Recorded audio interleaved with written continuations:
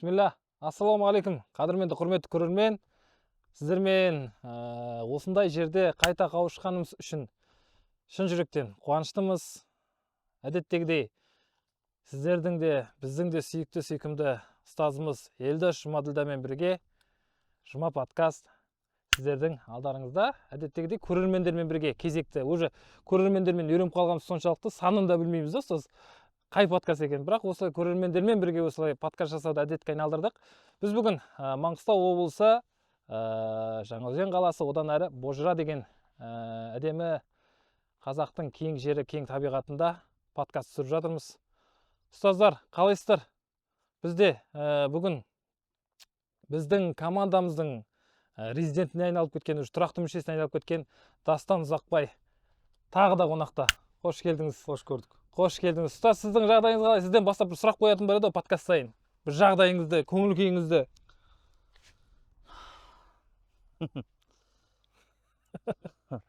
Жалпы көңіл күйім жаман емес, Аллаға шүкір.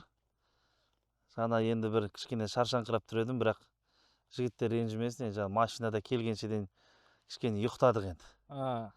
Бүйтіп, өз бір әдетім бар, машина отырсам болды, ұйықтап қала беремін. Енді ол жерде не үшін ұйықтады, осы жерде бір күш жинап, әйтеуір бар білгенімізді дұрыстап бөлісу ғой. Әйтпесе біз көрермендер білмейтін шығар, енді біз негізі таңнан бастап, таң намазына қалай тұрдық, әлі сонымен жүріп шапқылап жүрген жайымыз бар. Сапардағы бүгін бір 10-шы ма, 11-ші күн ау, ойбу, мен еще Алматы, Шымкент, Атырау, Ақтау болып келе жатырмын ғой. Әзір қайтпайсыз еще. Дастан, қалайсыз? Әдемі, мынандай жерге келіп бір жерін тырысып отыр деген мүмкін емес сияқты. Сондықтан керемет, әдемі, дайынбыз иншалла. Машалла. Біздің әдеттегідей бүгінгі жалпы шығарылымның, жалпы осы сапардың бір үлкен демеушісі біздің серіктесіміз Аласу Зәмзәм ұжымына шын жүректен алғыс білдіреміз. Және де осы жерде, осы елде Ержан ұстаз бастаған, Сәуірбек бастаған жігіттерге алғыс білдіре отыра подкастымызды, талқылауымызды, мәжілісімізді бастайық, құдай қаласа. Ұстаздар, енді жалпы біздер мына сұрақтарды, нелерде отырып алып, бір осы халыққа ақыл айтайық, бір халыққа бір жаңағы бойынша қолымыз қусырғаннан, қолымыз бос тұрғаннан жасамаймыз. Біз елмен, халықпен араласамыз, жүреміз, көреміз, әр жерде боламыз, сан түрлі жағдайдағы адамдармен жолығамыз. Содан кейін солардың мұңын тыңдап, солардың әңгімесін тыңдап, елде осындай дүниелер болып жатыр екен ғой деп тақырыптарды қамтимыз. Сол тақырыптарды ашуға, сол тақырыптарды дұрыс түсіндіруге тырысамыз. Жалпы енді бірінші тақырыбымыз атақ құмарлық жайлы болсыншы. Осы атақ құмарлық жайлы айтайықшы. Сіздер жалпы дін, шариғат осы атақ құмарлыққа, танымалдылыққа не дейді? Қазір кім көрінген танымал болғысы келеді? Себебі ар жағында енді танымал болмаса жаңағы бір үлкен қаражатқа жету мүмкін емес деген секілді. Сосын кез келген жолмен танымал болу дегенде бір құптап, оны бір насихаттап жатқанда бір қоғамда өзіміз секілді бір адамдар бар. Соларға бір атақ құмарлық жайлы бір талқылаған сияқты еді. Соны бір бастап, ашып, жалпы бұл қалай болады? Сол жөнінде әңгіме бастасақ. Кім бастайды? Сөз. Айтарым бар, айдарында. Қазақта сөз бар ғой, атың шықпаса жер өрте деген. Қазір танымалдылықта адамдар сонымен алмастырып алған секілді. Бір қисынсыз біздің салтымызға, біздің қанымызға жат, біздің жеп жатқан тамағымызға дейін жат нәрселерді алып келіп, адамдар танымал болып жатыр ғой. Өкінішке орай, жаңағы сол адамдардың кейбір несінде, страницасында, парақшасында қарасаң 3 миллиондап, 2 миллиондап адамдар соған тамашалап жатады, соған лайк басып жатады. Біз ешкімнің лайкын қызғанбаймыз әсілінде. Ешкімнің жаңа комментарийінде қызғанбаймыз. Бірақ дегенмен де сен нені атақты қыласың, сол нәрсе, адамдар соған нәрсеге құмар болады. Асылында біз негізінде дін, білім, ғылымды және бір биязылықты, әдептілікті, қарапайымдылықты, оқымпаздықты, сондай бір шеберлікті, өнерпазды, сондай нәрсені жаңа популяризировать етіп, соны атақты қылу керек едік. Бірақ өкінішке орай арзан күлкі, арзан қалжың, ешқандай артында бір шындығы жоқ, ешқандай бір тіреуі жоқ. Сондай бір кішкентай бір саусағын тиіп шығып қалсаң, бір құмы оп-оңай бір ағып кетіп, жай бір шіріп тұрған қалта екенін байқап қаласың да. сондай нәрсемен адамдар атақтылыққа жетіп жатыр. Ол айтады, оңай жолмен келіп жатыр. Яғни Абай атамыз айтады ғой, еңбек қылмай тапқан дәулет пен мал, ол қар қалай еріп кеткен болса, қар секілді тез суалар дейді. Сондай бір атақпен келіп жатқан адамдарды көріп жатырмыз. Осындай бір шалқы өмір сүріп жүрген кезінде осындай бір есептің алдына келіп, кассаның алдына келіп, есеп беретін күннің жақындап қалғанда көріп жатырмыз есеп бергенде. Кәдімгі ақыреттегі есептерді айтып отқан жоқпын. Кәдімгі осы дүниедегі нәрсені айтып жатырмын да. Келіп жауап беретін кез келіп, олар неше түрлі заңды бұзып, заңнан аттап өтіп, адамдардың аңқаулығын, адамдардың жаңағы сенімін солар арқылы пайдаланып, сол атағын пайдаланып, адамдарды бір құрдымға итеріп жіберіп жатыр да негізінде. Ондай атақты болу деген ол нәрсе, яғни бұзғыншылыққа алып келетін, адамдарды дамытуға алып келмейтін сондай бір атақты, оны біз исламда оны не істейді? Оны құптамайды да.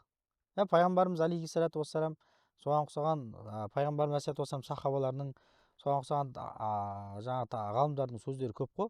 Айтып жатыр ғой, кімде-кім бір жақсы жолды бастайтын болса, сол жақсы жолды бастап көрсететін болса, сол жақсы жолды артынан жасайтындар болса, сол жасаған адам бастаған адамға да жасайтын болса, дәл сондай сауап алады дейді.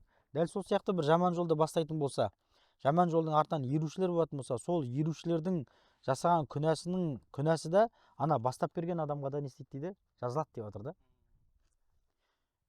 Бұл өте өкінішті жағдай, бірақ та атақ құмарлықтан қашу керек па?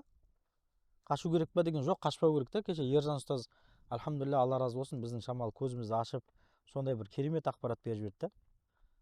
Егер де дейді, адамға бір жақсылықты алып келу, адамдардың арасында жақсылықты жаю, соны популяризировать ету, соны халыққа сіңдіру үшін болатын болса, сен атақ құмарлыққа жеткің келе ма? Онда ислам оны құптайды. Жақсылықтың жаршысы болуға. Жақсылықтың жаршысы болуға. Сол өзіңнің атақ құмарың арқылы, атағың арқылы, даңқың арқылы сол шаруаларды шешетін болсаң, онда оны ислам ешқандай қарсылық танытпайды оған. Керісінше, оны құба құп, оны қолдайды, жақсылыққа апаратын болса. Түсінікті ма? Сондықтан ғалымдарымыз ол нәрсеге рұқсат береді. Кешеде Ержан ұстаз айтып жатыр ғой, мысалға бір адам бір креслоға жету үшін оның атағы жоқ, тәжірибесі жоқ, ол сол жолда шаршайды дейді да, бостан босқа. Оның кәсіп несі профессионал емес ол. Ақшасы жоқ, оған ешкім сенбейді. Ақшасы көп болғанмен оған ақшасын құртады. Сосын билікке жетеді да, ол психологиясы мынандай болады да, мен де ақшамды құрттым, бүкіл адамдардан маған сондай ақша беру керек дейді да. Ал сен атақ даңқың болатын болса, барасында әлеумен не істейсің? Шаруаң шеше бересің. Мен едім ғой, танисың ба? Аралдан шыққан жасланшы деп. Соған адамдар, сен ба, сіз ба деп, анау сен атақ даңқыңа мысы басып, адамдар сонымен істей береді, шаруаны шеше береді. Соңғысын ба? Енді Ахмад ибн Хамбал радиаллаху анху айтады ғой, адамның жаңағы үлкен фитна сенің атағың шыққан кезде деп. Кеше айтып жатыр да соны. Фахруддин ар-Рази рахимахуллаху рахматан васиға, егер сен жомарттықпен танымал болатын болсаң, адамдар сені жомарт деп арқаңнан қағып қуып кетпеу үшін сен. Адамдар ғой негізі сенің қасында жүрген адамдар ғой қудыртатын. Өзіңнің бойындағы жоқ нәрсені айтады ғой. Бойындағы жоқ нәрсені айтып, жаңа сен ондай емессің да на самом деле. Бірақ адамдар айтып сені не істеп жүруі мүмкін, қудыртып жүруі мүмкін. Сол қуып кетпеу үшін адамдар айтады да, сен жомарт деп танитын болса, сен соған кереғар нәрсе істейсің да. Сараңдық талантасың да, бір адамдардың көзінше. Бірақ на самом деле сен несің? Жомартсың да. Жомарттығын жасырып істей бересің. Жомарттығыңды жасырып жасай бересің да. Адамдар сені не деп айтады? Мынау сараң дейді. Бірақ сен не жасай бересің? Бір күні мынандай оқиға болады ғой, білесіздер ма? Білмейміз ғой сол. Ет сататын адам болады да. Ет сататын адам болады. Жаңағы наубайхана ашу болады, шатасып алсам, ол постоянно нан таратады екен да. Бірақ өзі бір ана адам кәсіппен айналысады екен, етпен айналысады екен. Адамды айтады екен да, құрмағыр етпен айналысады. Мына наубайханашына қарашы. Әрқашан не таратады дейді? Нан таратады дейді да. Нан таратады дейді. Наубайханашы бәріне жомарт. Ет сатушы не? Сараң да барлығына. Бір күні ет сататын өліп қалады. қайтыс болады алланың қалауымен. Нан таратылмай қалады ғой. Айтып отырмын, сен нан таратып жүрдің ғой дейді да. Қайдан нан дейді. Ол нанды мен емес таратып жүрген. Ана ет сатушы ғой дейді да. Етші ғой дейді да. Маған келеді да 100 нанның ақшасын төлеп кетеді да. Мына бүгін 100 нанды бесплатно бер деп айтады дейді да. Көрдіңіз ба? Сондай амал жасайсың да сен. Түсіндік па? Сондықтан егер сенің ойыңда бір жақсы сөзің, мен өзімнің сөзімді қорытындылайтын болсам, сен егерде бір халықты артыңнан жетектеп жақсылыққа апаратын болсаң, сен атақ даңққа жетудің жолы саған ашық, саған адал, және саған бұны ислам не істейді? Рұқсат береді, иншалла. Ода тұрған ешқандай не жоқ, әбестік жоқ. Иә, жалпы бұл тақырып негізінде қазір қозғалу керек себебі бүкіл атақты болғысы келеді ғой біз. Сол болып тұр ғой. Бүкіл атақты болғысы келеді.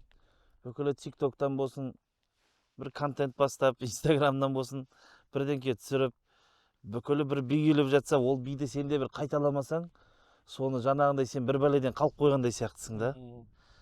Бір болып жатқан бір челленджді сен жалғастырмасаң, бір модадағы бір әрекетті сен істемесең, сен де жаңағындай не сияқтысың, сол модадан қалып қойғандай сияқтысың да. Көштен қалып қойған сияқты. Көштен қалып қойғандай сияқтысың болып.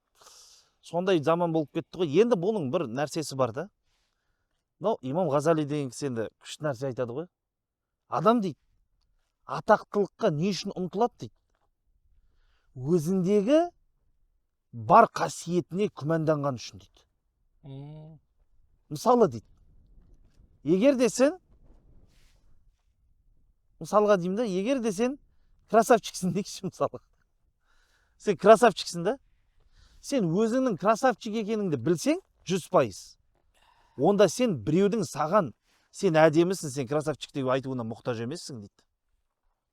Ал егер де сен өзіңдегі бар қасиетке сол күмәнданып отырсаң, сен адамдардан сөз естігің келіп тұрады дейді. Не үшін? Сол нәрсе сенде бар, сол нәрсе сенде бар деп естігің келіп, өзіңдегі күмәнді сейілтіп, жаңағында не істегің келіп тұрады, сол қасиетті жүрегіңде бекіткің келіп тұрады дейді. Демек, атақ құмарлыққа кім ұмтылады? Өзіндегі бар нәрсеге күмәнмен қарайтын адамдар ұмтылады дейді. Өзіндегі бар қасиет. Біреу не үшін әнші болғысы келеді? Сен мықты әншісің, ести бергісі келеді да ол. Өйткені ол өзінің сондай мықты екенін білмейді. Бірақ біреу айтқан кезде оның жүрегінде сенім орнығады. Демек, күмәні бар адам ұмтылады дейді. Бұны кім айтып жатыр? Имам Ғазали айтып жатыр. Енді адам дейді, сол атақ құмарлыққа барғаннан кейін, адамдар енді мақтай бергеннен кейін, сені мақтай берсе, ең қиын нәрсе осы ғой. Сенде не пайда болады? Өр көкірек пайда болады, тәкаппарлық пайда болады дейді. Адамдар мақтай берген сайын осы. Сол 10 адам мақтап бір күні біреу тұрып, саған бір жаман сөз айтып қалса, сен уже көтере алмайсың. Көтере алмадың ба, сен үлкен ауруға шалдықтың деген сөзді. Демек, бұл дерт па үлкен? Дерт. Сол үшін пайғамбарымыз саллаллаху алейхи уассалам мынандай хадисі бар екен, имам Термизиден келетін адамның дейді, бір отар қойы болса дейді, соның ішіне 2 қасқыр жібере салса, сол 2 қасқыр оның қойларын қалай талайды дейді. Біліп қойғын дейді. Атақ құмарлық дейді. Сол 2 қасқырдан да дейді, сенің дініңе зиян дейді. Сол 2 қасқыр қойға қалай зиян болса, сол 2 қасқырдан да сенің дініңе зиян дейді бұл атақ құмарлық. Өйткені адам кім үшін істей бастайды барлығын? Адамдар үшін. Осы айтсыншы, кім берік айтсыншы, Өміржан маған бір жақсы сөз айтсыншы, Секең мені мақтасыншы. Ол үш нәрсе айтпаса, ол қол шапалақтамаса, бейне бір далаға кетіп қалғандай да. Сол үшін не дейді? Ғалымдардан мынандай сөз бар екен ғой, достас. Саған сынақ ретінде жеткілікті дейді. Адамдар сені саусақпен шошайтып жүріп, осы ғой деп айтып жүрген. Соның өзі дейді. Даже айтпай-ақ қойсын дейді сөзбенше, саусақпен шошайтып отты. Кетіп баратасың ғой алыстан. Саусақпен шошайтып қойған, тамып қойып жатыр деген дейді жаңағындай ше. Соның өзі саған сынақ ретінде жеткілікті дейді да, енді субханалла. Сол үшін қандай қатерлі нәрсе де? Қандай қатерлі. Сол үшін барлығымыз сол атақ құмарлыққа ұмтылып жатамыз. Бірақ артында осындай мәселелер бар. Мен айтайын, адам жоғары көтерілген сайын, оның құлағанында қатты болады. Кез келген адамға ескертеміз. Бір рет бір ұстазымның айтқаны бар, егер Алла қаласа дейді, аспандағы жұлдыздар да жерге құлайды дейді. Дұрыс па? Сол үшін де қанша жерден биікке көтерілсең, ертең Алла тағала бір мезетте төмен түсіріп жүруі мүмкін дейді. Сол үшін мынандай сөз бар, абырой Алладан болады дейді, атақ адамдардан болады дейді. Кейде атақты болу абыройсыздық та алып келуі мүмкін. Яғни кейде адамның атақтылығы абыройсыз болуы мүмкін да. А кейбір кезде адамның атақты болуы абыройлы да болуы мүмкін. Ана жақында бір не шықты ғой, осы бір муфти Шамаил деген кісі. Индияда. Бір құдайға сенбейтін кісімен не істеп қалады ғой, диспутқа түсіп қалады ғой. Сол жаңағындай диспуттан ол кісі жеңіп шығады енді. Жеңіп шыққанда енді өзінің көзқарасын айтады. Адамдар ол кісінің көзқарасын қабылдап не істейді? Көп жаңағындай құдайға сенбейтін кісілер аяқ асты мұсылман болып, Аллаға сеніп, миллиондаған кісілер сөйтіп кетеді ғой мысалға да. Соның алдында дастан ұстаз ол кісі қай жаққа барған? Мединаға барған екен. Мединаға барып мынандай дұға қылған екен. Я Аллахым дейді да, мені өзіңнің дініңе сондай пайдаланшы, ол мен қиялымнан да асып кетсінші деп дұға тілеген екен. Фауқа қияли, мен дініңе сондай пайдаланшы, мен білмеймін қалай пайдаланатынды, бірақ ол мен қиялымнан да асып кетсінші, менің ойым жетпейтін жерге дейін мен пайдаланшы деп дұға қылған екен да. Алла алдыда қалай пайдаланды, бүкіл әлем танып кетті ғой. Сол кезде білесіз бе, муфти Шамаилдің не істегені, бірден подписчиктер миллион болып кетіп, сөйтіп болып кетеді ғой. Ең бірінші не істеді білесіз бе, дастан ұстаз? Тәжвидтен сабақ бастап кетті ғой. Альхамдулилля. Алданып қалған жоқ. Тәжвидтан, Құраннан сабағын бастап кетті. Біз сияқты рекламаға түсіп кеткен жоқ. Қытақанда 100 000 подписчик көбеді. Уже жаңа рекламаға түсіп, крутой болып. Жоқ, тәжвидтан, Құраннан мен осы атағымды Құран үйретуге пайдаланайын. Міне, осы кезде дастан ұстаздың сөзі шығады. Егер де сен атақты болуға ұмтылсаң, жақсы бір ниетте, және де сен біліп отырсың, мысалы бір орын бар, бастықтың орны бар. О жерге бір жаман пиғылды біреу отырайын деп жатыр. Нашар пиғылы. Мынау точно зиян тигізеді. Мен оны бала күннен танимын, адамдардың ақысын жейді. Мен сол орынға бару керекпін десең, онда сол орынға сенің баруың міндетті, содан бұрын озып кетіп. Егер де сен біліп тұрсаң, менің осы атағыммен, мен талантым бар бойында деп, мен сол талантыммен тесіп шығам, мен жеткізе алам десең, онда бисмилля, онда сізге есік ашық. Проблема жоқ. Абыройсыздықпен атаққа жетпей-ақ қояйық дейсіз ғой. Иә, сол ішінде бір осындай бір мәселелер бар, соларды айтып атақты өтейін болған сайын дегенбіз. оның да жауапкершілігі арта береді. Иә, ол да бар. Алла разы болсын. Омар радиаллаху анху бекер айтпайды ғой. А, Менің кемшілігімді бетке айтатын адамды жақсы көремін деп ше. а, Яғни адам атақты болған сайын сен кемшіліктерді көрмейсің өзіңнің. мхм. Сен зона комфортқа кіріп аласың, өткен сені барлығы мақтайды, мадақтайды. Сенің өзіңнің кемшілік жасап жатқанын көрмейсің да. Сол кезде сені жақсы көретін адамдар келіп сені бетің айтып, сен соны нәрсені көтере алған кезде сен онда дұрыс жолда келатсың. Ал сен нәрсені көтере алмай айтқан нәрсені, сол адам маған жау, мынаны құрту керек дейтін болсаң, онда субханалла сен дұрыс емес жолда кетіп бара жатсың. Ананы айтамыз ба?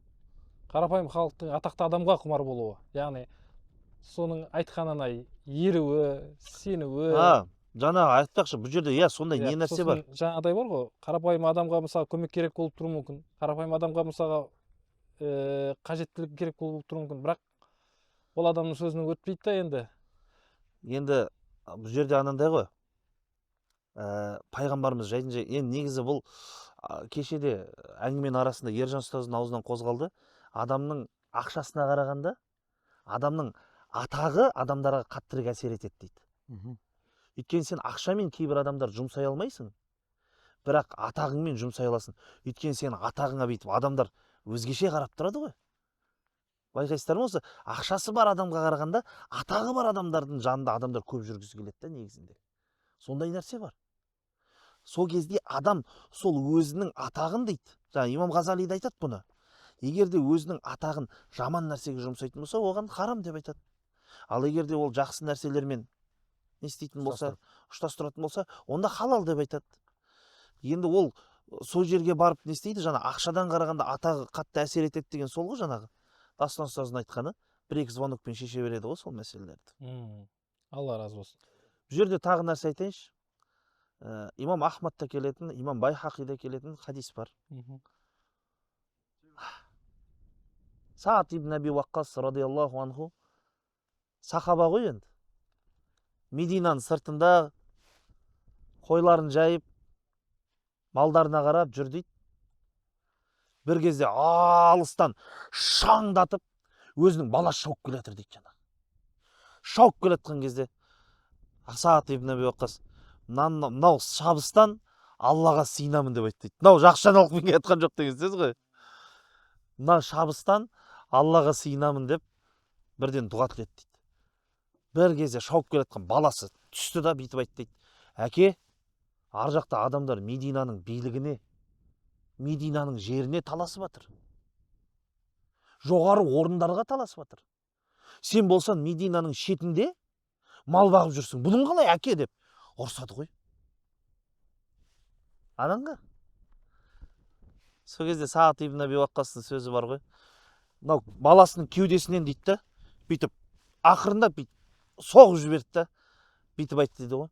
Мен пайғамбарымыз саллаллаху алейхи уассаламадан мына бір сөзді естіген едім. Инналлаха юхиббул абда ат-тақи әл-ғани әл-хафи деп айтты дейді. Шынында Алла тағала тақуа болған құлды, ешкімге мұқтаж емес болған құлды, және де жасырын қарапайым жүретін құлды жақсы көреді дегенді естіген едім деп айтты дейді. Мен осы жүрісіңді ұнатам, маған тиіспе деп айтты дейді. Міне сол қарапайымдылықты Алла тағала баршаларымызға нәсіп қылсын. Ал енді біреу өзі еркінен тыс, жаңағы муфти Шамаил сияқты еркінен тыс Алла тағала оған абырой беріп жатса, атақ беріп жатса, оны жақсы нәрсеге пайдалансын.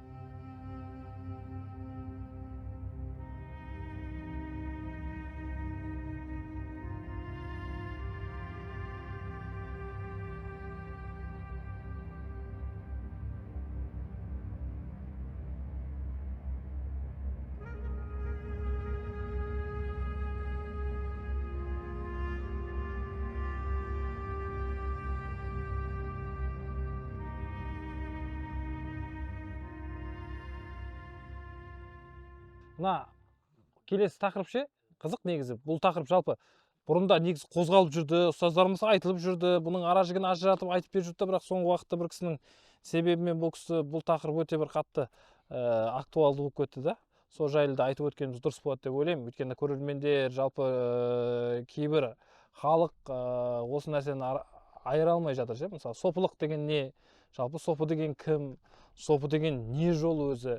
Соған тоқталсақ, оны да бір ашып өтсек, өйткені көп шатасулар, көп телінулер, кейде бір жасамаған дүниелер біздің сыртымыздан, ұстаздарымыздың сыртынан айтылып кетіп жатқан жайы бар. Жалпы қазір енді сондай болып кетіп жатыр ғой. Дұрыс па? Иә. Сопылық жалпы тарихы тереңде ғой негізі оның. Иә. Пайғамбарымыз алейхиссалату уассаламның заманынан басталады деген сөз бар. Өйткені соның жанында кедей болған сахабалар, сол пайғамбарымыз алейхиссалату уассалам мешітінде асхабы суф деген кісілер болған. Яғни медресе ғой ең бірінші. Сол жерде сахабалар жататын болған. Пайғамбарымыз алейхиссалату уассаламға түскен құрандарды жаттайтын болған. Пайғамбарымыз алейхиссалату уассаламның аузынан шыққан тәпсірлерді жаттайтын болған. Одан кейін пайғамбарымыз алейхиссалату уассаламнан аузынан келген мұбарак хадистерді, хадис шарифтерді жаттап, тек қана сол ілім алуменен айналысқан деген пікір бар. Екінші, содан кейін келген замандарда, табиғиндердің заманында, атбағы табиғиндердің заманында жаңағы суф дейді, жаңағы жүн деген мағына ғой.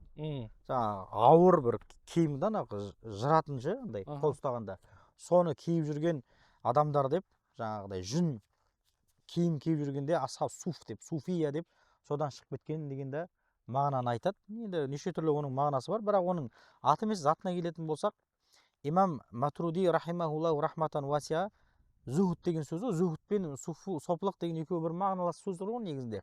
Захид деген яғни дүниеден баз кешкен адам ғой. Пайғамбарымыз алейхиссалату уассаламнан келіп сұрайды: адамды Алланың құзырында қалай мен мақтаулы боламын? және адамдардың құзырында қалай мақтаулы боламын дейді. Не дейді? Пайғамбарымыз алейхиссалату вассалам, егер сен өзіңнің мұқтажындығыңды әрқашанда Құдайдан сұрайтын болсаң, сен несің дейді? Алланың құзырында сен мақтаулы адамсың дейді. Адамдардың құзырында қашан мақтаулы боласың дегенде, адамдардың қолындағы дүниеден баз кешкенде дейді. Зәхид болғанда дейді. Зәхид деген сөзді қолданады бұл жерде. Сен адамдардың қолындағы дүниеден баз кешкенде сен не боласың дейді? Сен зәхид боласың деп айтты дейді. Бұл соған мағыналас келетін бір мағына. Имам Матуриди рахимахулла рахмату васиға табидун анис султан, немесе анис султана, иә? Ол билікпен араласпау, биліктен алыс жүру, билікке араласпау деген мағынаны береді. Атақ құмарлықтан алыс жүру деген сөз ғой. Түсінікті ма? Бұл сопылықты осылай береді. Бір күні мынандай оқиға айтады да, Самарқандтың әмірімен кездесті дейді.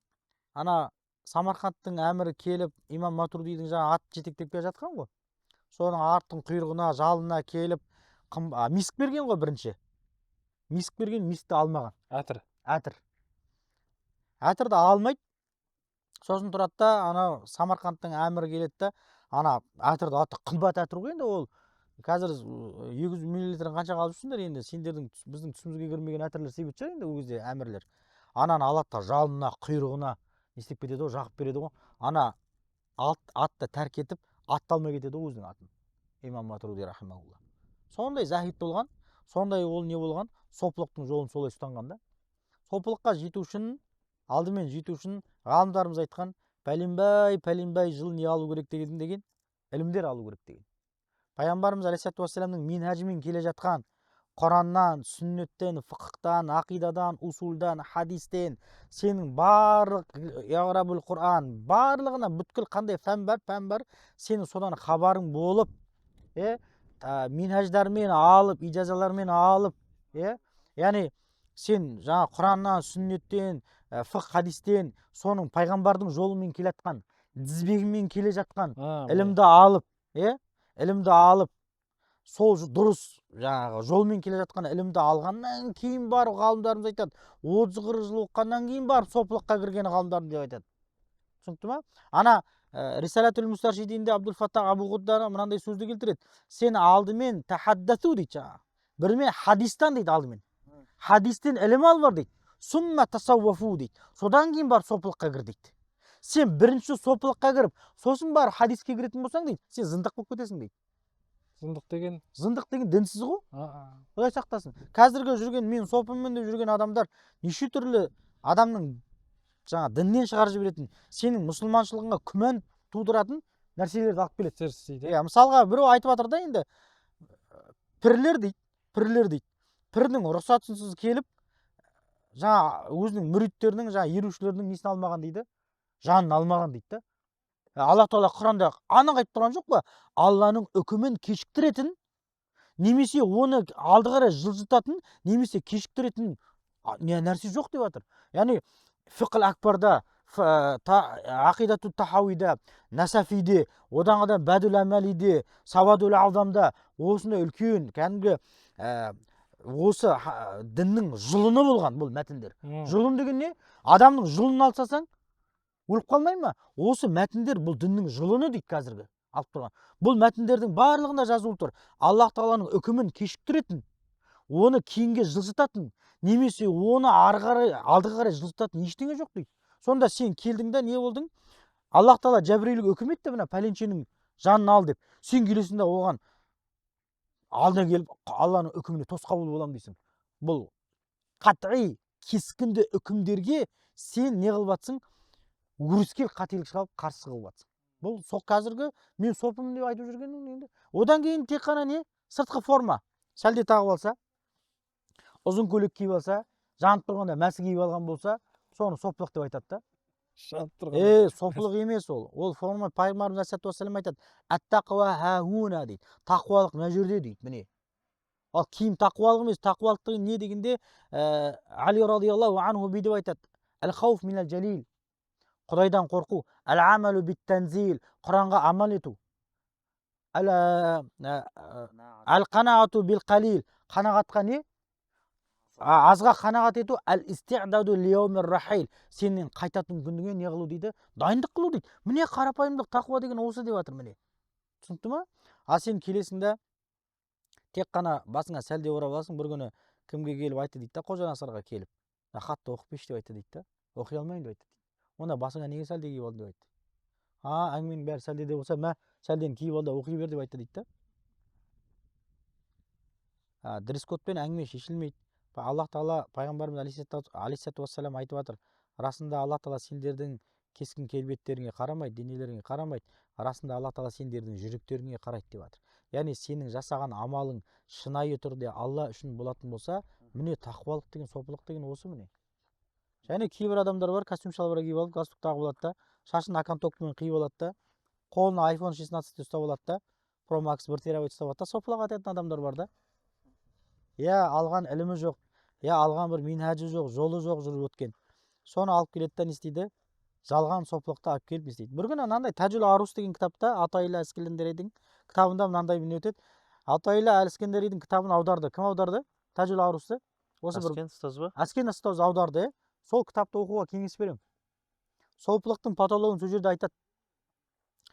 Бірнеше жыл шәкіртінде оққан бір кісіге шейхына келіп айтады. Маған бір исмін ағзамнан, Алла Тағаланың исмін ағзамнан ижазаңызды беріңізші, рұқсатыңызды беріңізші дейді. Дайын емессің дейді әлі дейді. Дайын емессің дейді. Дайынмын мен дейді, шейх. Дайын емессің деп тұрмын ғой дейді. Жақсы, сен сынайын дейді онда дейді. Сен пәленшеге дейін жерге бар, сол жерде отыр, сол жерде бір оқиға болады, сол оқиғадан дұрыс не алып келсең көреміз дейді. Барады, отырады, түнейді. Сосын қала болмай ма, қаланың сыртында баяғыда солдаттар тұрмай ма бүйтіп, жауынгерлер, охрана ғой, күзетшілер. Күзетшінің қасына бір қаусаған шал келеді. Шал келеді де кірейші дейді, шалды кіргізбейді. Кірейші дейді, шалды сабап ұрып тастайды. Араша түседі, ана жерде кәдімгідей әңгіме болады. Шалды ұрып тастайды аналар, теуіп. Сол шейхына келеді, шейх айтады, не болды? Осындай болды, ақсақалды ұрып тастады. Не істедің? Есім ағзамды білсең не істер еді дейді. Оңбағандарды қарғап жіберетін едім дейді. Көрдің ба, сен дайын емессің дейді әлі дейді. Исм ағзамды үйреткен шал менің шейхім ғой дейді, субханалла. Адамның нәпсісін тәрбиелейді. Рисалатул Мустаршидинде сәкең білет, адамдар барып дейді, Ахмад ибн Хамбалдың мәжілісіне, Ибн Джаузидің мәжілісіне, соған құсаған мықты ғалымдардың мәжілісіне барып, тек қана ананың әдебіне қарап отыратын болған дейді. 5.000-да, 10.000-да адамның ішінде бір 5-6 адам жазып отырады дәрісті. Қалған тыңдап отырады, қалған тек оның келбетіне келіп қарап отырады дейді келіп дейді. Түсінікті ма? Сондықтан сопылық деген жақсы нәрсе. Ол бір бауырларымыз айтқан сияқты, ол жаман нәрсе емес, ол жерде ширк жоқ. Ол жерде бидаат жоқ. Егер Құран сүннеттің үстіне құралған сопылық болатын болса, сопылық деген не? Сопылық деген сені бір ұрып атса, оны ұрмау, саған зұлымдық қылып атса, кешіру, саған бермесе беру. Сені жамандап жүрген адамның сыртынан Алла Тағала сол үшін сені кешірші деп айтуға сопылық дейтін. Қарапайым. Ол. Сондықтан қазіргі мен тек басына сәлде тағып алып, сақалын қауқадай қылып өсіріп жүрген, бірақ сопылықтың с деген әрпі жоқ адамдардан біз соны ажыратып алуымыз керек та. Бұл жерде былай ғой, негізі ол Дастан ұстаздың айтып жатқандары барлығы дұрыс. Бұл жерде бір-екі нәрсені айтып өткен дұрыс та. Тағы да бір-екі нәрсені ашығырақ тоқталып айтып өткен дұрыс та. Бұл адам, Алла Тағала Құран кәрімде айтады, адамның сыртқы күнәлары болады дейді, ішкі күнәлары болады дейді. Ішкі күнәлар болады. Сыртқы күнәлар түсінікті. Адам ел жұртқа көрсететіндей бірдеңе жасап қояды, Құдай сақтасын. Адам ұрлық жасап қояды, зина жасап қояды деген сияқты. Ал енді ішкі күнә деген не? Ішкі күнә біреуді көре алмайсың. Біреуді қызғанып отырасың. Не істейсің? Жаңағы атақ құмарлық жүрегінде, тәкаппарлық, менсінбеушілік, кек, аза деген іште жүрегіңнен шықпай тұратын нәрсе. Қазақта не дейді? Сиырдың аласы сыртында, адамдікі ішінде дейді. Адамдікі ішінде дейді. Мынау жүректе аурулар болады. Ал бұл ілім немен айналысады? Сол жүректегі ауруларды кетірумен айналысады негізінде. Сол жүректегі ауруларды емдеумен айналысады негізінде. Мысалға, бір адам бір жаман аурумен ауырып қалды. Оны не істейтін? Өзінің несі бар? Беретін дәрілері бар. Дәл сол сияқты сопылық деген білім не істейді? Сіз келесіз да өзіңіздің ұстазыңызға айтасыз: ұстаз, мен деген тәкаппарлық ауруымен ауырып жүрмін деп айтасыз. Сізге ұстаз тұрады да соны емдейтін дәлме-дәл дәрі береді да. Енді ұстаз ол дәріні қайдан біледі десең, ұстаз да сол жолмен жүріп өткен, сол аурумен ауырған, және де өзінің тәжірибесінде қалай емделетінін тапқан. Қалай емделетінін тапқан, дәл солай не істейді? Ұстаз деген міне сол да. Енді ғалымдардың арасында машалла. Тамаша, машалла, жел болып жатыр. Алып тастайсың, алып тастайсың. Күшті жел басталып кетті ғой кәдімгі. Күшті жел болды. Алып тастайсың. Болды, көрді ғой, қоймай-ақ қояйық енді. Алып тастайық. Главное, демеушіміз бар екенін көрдіңіздер. Иә. Енді тағы да айта кететін мәселе, бұл жерде жаңа жүйемен айтқым келіп отыр да менің. Мысалға қарайықшы. Адам жүрегін емдегісі келеді, тазарғысы келеді да. Сол кезде адам неге мұқтаж? Ұстазға мұқтаж да. Кейбір адам, әр адам өз-өзімен тәртіппен жүре алмайды. Бір адамға міндетті түрде қарайтын адам керек. Сол үшін де бір адам өзіне ұстазды таңдайды. Айтады: ұстаз дейді, маған тапсырмалар беріп отырыңыз, мен соларды орындап отырамын дейді. Ұстазы тұрады да айтады: сен бүгін дейді тахаджуд оқу керексің, және де ла иляха иллалла уахдаху ла шарика ла деген зікірді 100 рет айту керексің, 1000 салауат айту керексің, және де бүгін пәленше деген ақшаны садақа ету керексің дейді. Анау адам соны істейді. Өз тәжірибесінен. Өз тәжірибесінен өткізген, сол тәжірибеден кейін анау адам ауруынан жазыққанын көреді да. Мысалға мен естіген, біздің мысалға ұстазымыз шейх Абдусалам ибн Абдул-Хади бір күн айтады: бір жігіт келді дейді маған. Мен ұстаздарымның тәжірибесінен естіген едім дейді. Ой, бұл банкрот болып жатырмын, отбасыммен ажырасып жатырмын, бүкіл шаруам еш нәрсе жүрмей жатыр. Сол кезде ұстаз айтты дейді: айттым дейді, 10 рет Бақара сүресін оқыш деп айттым дейді. 10 рет Бақара сүресін оқыш, барлығы түзеледі деп айттым дейді.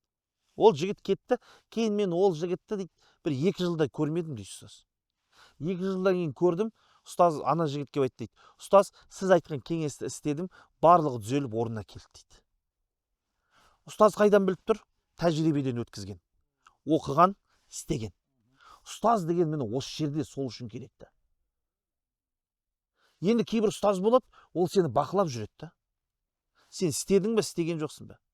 Істемесең, саған бір не істейді? Бір жазаларды пайдалану мүмкін да. Дұрыс қой? Дұрыс. Істемедің бе, саған айтады: бір жеті телефон ұстамайсың дейді. Нәпсіңе ауырма? Баяғы ғалымдар сөйтетін ғой. Ана бір әйгілі оқиға бар ғой, бір ғалым не дейді? Біреудің артынан ғайбат айтып қоя берем дейді. Соны қояйын деп не істедім дейді? Біреудің айтып қойсам, ораза ұстайтын болдым дейді. Сөйтіп, біреудің артынан айтып қоям, ораза ұстаймын, айтып қоям, ораза ұстаймын. Ораза деген күнделікті бір құлшылығым болып кетті дейді да. Сосын не істедім дейді өзіме: егер де біреудің артынан ғайбат айтып қоятын болсам, садақа берем деп өз-өзіме сөз беріп қойдым. Түбінде қайта-қайта садақа беріп, қалтамнан ақша шығара беріп шаршап кеткенім соншалықты, менің дүниеге деген махаббатым менің ғайбатым тоқтатты дейді. Міне дәл солай анау ұстаз тұрады да не дейді оған? Айтады: ей, Жасұлан дейді, сен осылай істеп қойдың ба дейді. Бітті дейді. 1 жеті бойы пәленше телефон ұстамайсың, немесе 1 жеті бойы не істейсің? PS ойнамайсың дейді. Ойбай. Мысалға біреуге ауырды ол. Енді осы көрдіңіз ба? Сол міне осы тәрбиелейтін ұстаз болады, тәрбиеге көнуші шәкірт болады. Міне ол не үшін? Жаңағы жүректің дертін кетіру үшін. Сопылық деген осы. Бірақ бұл неден асып кетпеу керек? Құран және де сүннет деген шеңберден асып кетпеу керек. Кейбір кезде мынандай нәрсені естимін мен. Пәленше деген зікірді айт. Осы зікірді айтсаң, аспан мен жердің барлығы, құрт құмырсқа мен тастардың, жәндіктердің барлығы сен үшін истиғфар айтып, саған соншалықты сауап жазылады деген хадисте жоқ нәрсе айтып кетеді да. Мысалға мен Даже мынандай нәрсе естігем, қазір сіздер таң қаласыздар. Мысалға бір салауаттың түрлері бар да. Салауат айтса. Мына салауатты кім айтса дейді. Не дейді жаңағы? Оған 10 000 жылдық сауап бар дей ма жаңағындай. Миға сыймайды. Түсінесіз бе? Оны кім айтты десең, ұстазың айтты дейді. Біз білейік. Салауатта салаватул ибрахимия деген айдығы біз намазда айтатын салауат бар ғой, мысалға. Аллахумма салли аля Мухаммад ва аля али Мухаммад кама саллайта аля Ибрахим ва аля али Ибрахим иннака хамид. Бұдан асқан салауат жоқ. Өйткені бұл салауатты пайғамбар өзі үйретті. Пайғамбар өзі бізге осы салауатты тапсырып кетті да. Демек, бұдан асып кеткен салауат жоқ. Пайғамбардан артық біреу бірдеңке үйрете ала ма сізге дәке? Үйрете алмайды да. Үйрете алмайды ешкім. Енді пайғамбар саллаллаху алейхи вассалам қанша ракағат тахаджуд намазын оқыды? Кім біледі, жігіттер? Бізде 8 деп айтылады. Пайғамбар салсам 8 ракағат тахаджуд намазын оқыды дейді. 2 ракағатын, бастапқы 2 ракағатын тезірек оқитын дейді. Бірден ұйқыдан тұрған кезде ұйқыдан тез сауығып кету үшін да тезірек оқитын дейді. Асықпай тұрып оқса қайттан ұйқысы келіп қалады деп қорқатындығын дейді. Ортаңғы 4 ракағатын сауығып, асықпай оқитын дейді. Соңғы екеуін қайттан тезірек оқитын дейді. Аны ғалымдар қай жерін қайлай оқитынын айтып қойған ғой. Енді біреу бүйтсе, енді біреу бүйтіп істесе, мен жаңағындай тақуалық қылғым келеді. Менің ұстазым айтқан маған 100 ракағат тахаджуд оқысын десе, оның сауабы көбірек бола ма 8-ден? Жоқ. Неге білесіз бе? Өйткені осы жерде қағида бар. Әл-иттиба хайрун минал ибтида дейді. Еру ойдан шығарылған нәрседен әлдеқайда артық. Егер де біреу айтса, пайғамбар 8 ракағат тахаджуд оқыды, мен 100 ракағат оқып, одан артық сауап алам десе, ол адасты. Өйткені пайғамбардан артық жол таптым деп ойлауға болмайды. Пайғамбардың жолынан артық жол жоқ. Міне осы кезде Құдай сақтасын, кейбір сопылық ағымдағы, яғни жақшаның ішінде пір деп айтып жүрген, шейх деп айтып жүрген, осы кезде шатасады. Осы кезде неге ұрынады? Адасушылыққа ұрынады. Осы кезде түсінбеушілікке ұрынады. Көрдіңіз ба? Иә. Сол үшін осы кезден байқау керек. Осы жерден сақтық таныту керек. Абдул Фаттах Абу Ғудда, Алла разы болсын, ол кісі не дейді? Адам 2 түрлі болады дейді. Біреу өзінің нәпсін тәрбиелей алады дейді.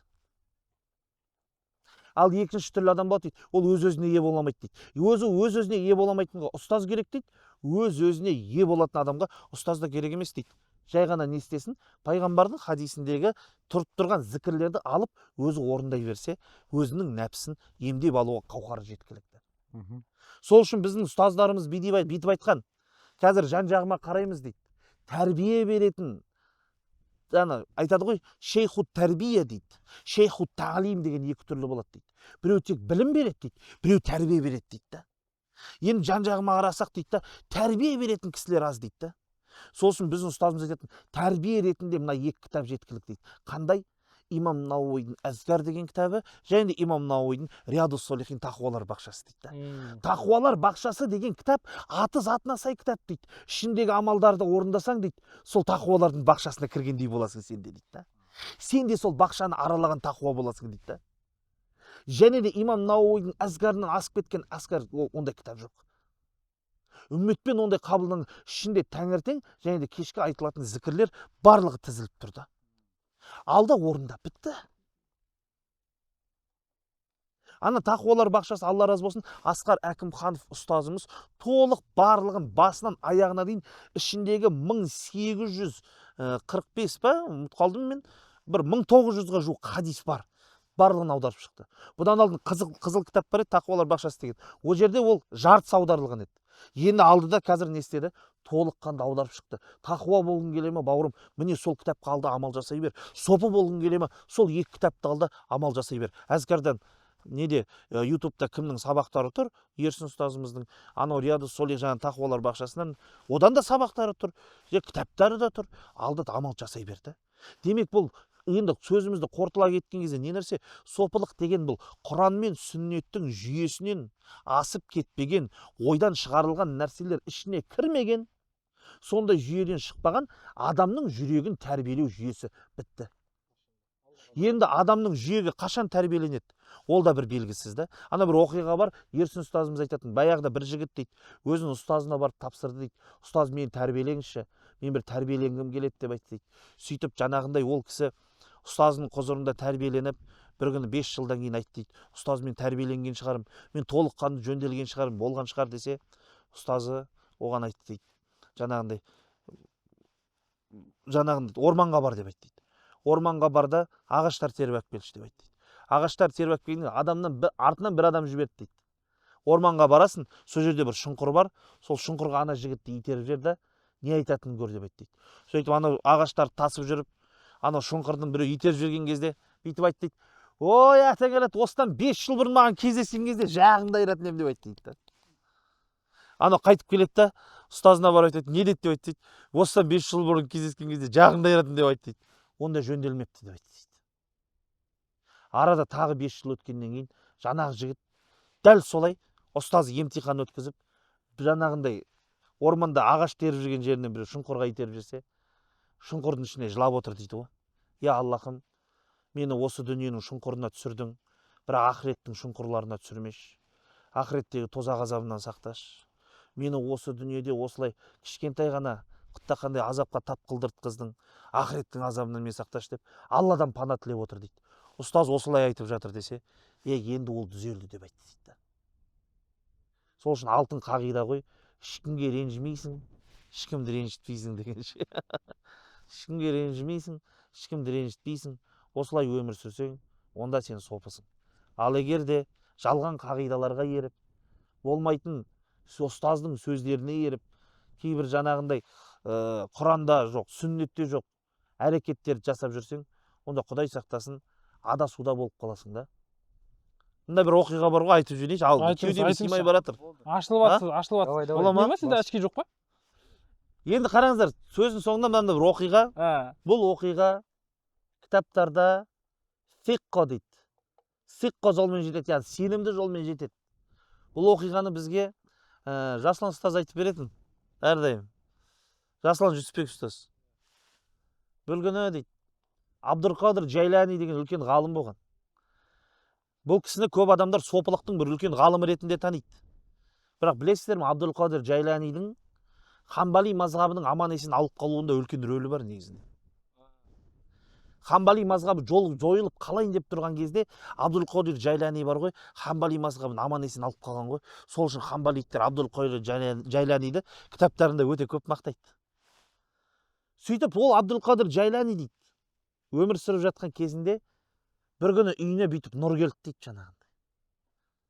Бүйтіп нұр келді да ауада қалқып тұр дейді. И нұр сөйлей бастайды дейді. Тәтті дауыспен дейді да. Ей Абдулқадир деп. Ұстазымыз күшті келтіретін еді ше. Ей Абдулқадир, мен сенің Раббың Алламын. Бүгіннен бастап бүкіл харам болған нәрселер саған халал болды. Парыз болған нәрселердің барлығы сенің мойныңнан түсті. Ей Абдулқадир, бүгіннен бастап саған толыққанды разымын деген тәтті дауыс шықты дейді. Bir kez Abdülkadir Ceylani тұрды. Әузу биллахи минаш-шайтанир-раджим. Ей лағнет шайтан, кет құры бар деп айтты. Тәтті дауыс бұзылып кетті дейді да. Ұстазымыз келтіреді дейді жаңағы. Ей Абдулқадир қайдан біліп қойдың деп. Жаңағы тәтті дауыс бұзылып, ап-ащы дауысқа айналып, ей Абдулқадир қайдан біліп қойдың жалмауыз дегендей, сондай дауыс шықты дейді. Сол кезде Абдулқадир айтты дейді ғой. Менің Раббым сөйлейді дейді, бірақ сен сияқты емес деп айтты дейді. Менің Раббым нұр деп өз-өзін атады дейді, бірақ сен сияқты нұр емес деп айтты дейді.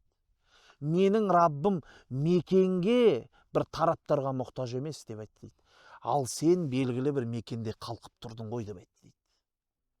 Мен сол себепті сенің кім екеніңді бірден біліп қойдым деп айтты дейді. Сол кезде манағы шайтанның айтқан сөзі ғой.